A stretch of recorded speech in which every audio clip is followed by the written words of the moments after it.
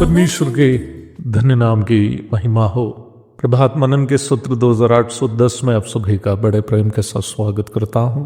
आइए आज के मनन के लिए हम पढ़ते हैं प्रकाशित वाक्य अध्याय 4 पद 5। उस सिंहासन में से बिजलियां और गर्जन निकलते हैं और सिंहासन के सामने आग के 7 दीपक जल रहे हैं। वे परमेश्वर की 7 आत्माएं हैं। सिंहासन अधिकार और पद को सूचित करता है। तीसरी पद में प्रभु को सिंहासन पर विराजते हुए हम देखते हैं, अर्थात वह अधिकार और पद में राजाओं का राजा और प्रभुओं का प्रभु है। अधर्म से दुनिया को न्याय करने जा रहा है। 24 सिंहासनों पर 24 प्राचीनों की उपस्थिति प्रभु के साथ यथाशीघ्र राज्य करने जाने वाली कलीसिया को सूचित करती है। जब हम पंचम पद की ओर आते हैं, प्रभु के सिंहासन से बिजली और गर्जन निकलते हुए हम पढ़ते हैं। ये बिजली और गर्जन की आवाज प्रकृति से उत्पन्न आवाज नहीं, बल्कि पापी संसार पर यथाशीघ्र आने वाले परमेश्वर का प्रकोप को सूचित करती है। प्रकाशित वाक्य अध्याय 8 की 5, 11 की 19 तथा 16 की 18 आदि पदों को यदि आप पढ़ेंगे, ये बात आपको स्पष्ट हो जाएगी। आपको ये बात पूर्व में ही मैं बता चुका हूं कि प्रकाशित वाक्य के 6 से लेकर 18 तक के अध्यायों में हम उस महासंकट काल के बारे में पढ़ते हैं जो कलीसिया इस संसार से उठा ली जाने के बाद संसार में होने वाला है। संसार अभी तक महासंकट काल में इसलिए प्रवेश नहीं किया क्योंकि संसार में प्रभु की कलीसिया है। इस सच्चाई को नहीं जानने के कारण संसार प्रभु की कलीसिया को सता रहा है। कलीसिया प्रभु की आत्मिक दुल्हन है।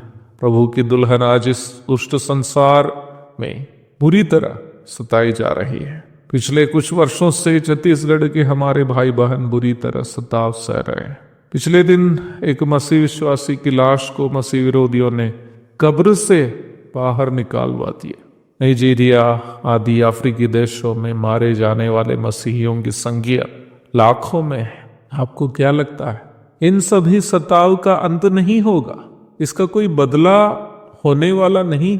मैं छोटा सा 2 उदाहरण आपको बताना चाहता हूँ। सन 2015 में अनाथ बच्चों की देखरेख करने के उपलक्ष्य में एक ट्रस्ट का पंजीकरण हेतु जब मैं और कुछ अन्य भाई कटिहार के रजिस्ट्री ऑफिस पहुंचे तो वहां का महिला रजिस्ट्रार मुझे सबके सामने बेइज्जत की क्योंकि मैं उसको घूस देने के लिए तैयार नहीं। सन 2016 नवंबर 8 तारीख को जब प्रधानमंत्री मोदी 500 एवं 1000 के नोट का वैधता खत्म कर दिया, निम्न महिला रजिस्ट्रार दिल का दौरा पड़ने से दुनिया से ही अलविदा कह दिए। मुझे जिसने ये जानकारी दी उनके अनुसार निम्न महिला के घर के फर्श के नीचे लाखों के अवैध धन जो 500 एवं 1000 के थे रुपये रखे हुए थे। कटिहार में अक्सर हम अपने मेहमानों के लिए रूम लेने वाला एक होटल था।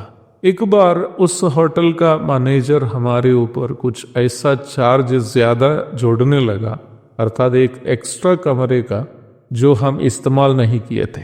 जब हम उस अधिक रकम देने से इनकार किए, वो हमें गाली ग्लोस करने लगा। उसके बाद लगभग 1-2 साल हम उस होटल की ओर गए ही नहीं।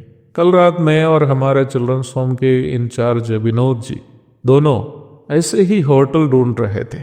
ढूंढते ढूंढते हम उस होटल के पास पहुंच गए जहां मैनेजर हमारी बेइज्जती की थी।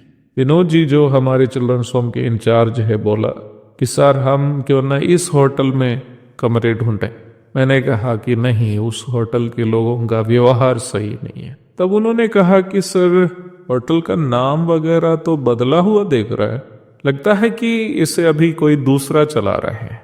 मैंने उनको वहां जाके पता करने के लिए कहा तो ये जानकारी मिली कि उस पुराना मालिक को होटल अच्छा से उनसे चला नहीं पाने के कारण किसी दूसरे आदमी को होटल बेचना पड़ा, उसका बिजनेस टूट गया था। मैं इन बातें बहुत खुशी से नहीं बोल रहा कि किसी के जीवन बर्बाद हुए, बस जो हुई है आपके साथ साझा कर रहा। प्रभु के लोगों को अकारण सताने वालों को प्रभु इस संसार में भी बदला देता हो तो ये गलत फहमी कोई नहीं रखे कि बुराई करके कोई बच जाएगा। प्रभु की कलीसिया प्रभु की दुल्हन है। प्रभु की दुल्हन को सताने के बाद, दुख देने के बाद, बेइज्जती करने के बाद कोई बच के निकलने वाला नहीं है। परमेश्वर का वचन इसका आश्वासन देता है कि प्रभु की कलीसिया को सताने वाले को प्रभु अवश्य उसका बदला देंगे। महासंकट काल जो कलीसिया का प्रस्थान के बाद संसार पर आने वाला है, यहूदियों का शुद्धिकरण करने के साथ साथ पापी संसार का विनाश करने के लिए भी होगा। प्रभु का सिंहासन से निकलने वाले बिजली और गरज संसार पर आने वाला इस महाविपत्ति को, जो परमेश्वर का न्याय का संकेत है, सूचित करते हैं। एक और शुभ दिन की धन्य कामनाओं के साथ आज का मनन में समाप्त करता हूँ। प्रभु आप सबको आशीष दे। आमीन।